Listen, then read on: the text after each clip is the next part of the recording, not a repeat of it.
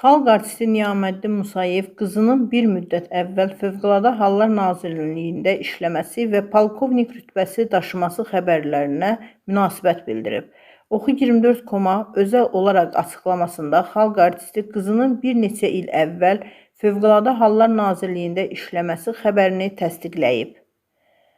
Bəli, qızım orada işləyib. Mən o vaxtı getdim və qızımın işə götürülməsini xahiş etdim. Onlar da xahişimi yerə salmadılar. Yoxladılar, imtahan etdilər və işə götürdülər. Qızım ali təhsillidir.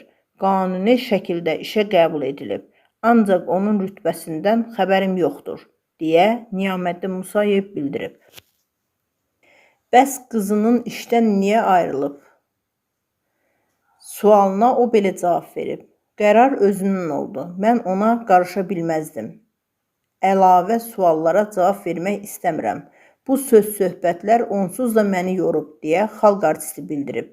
Qeyd edək ki, Niyaməddin Musayevin qızı Röya Musayevanın Fövqəladə Hallar Nazirliyində bir müddət vəzifə tutma xəbərinin ilk olaraq Oxu24.com saytı yaymışdı.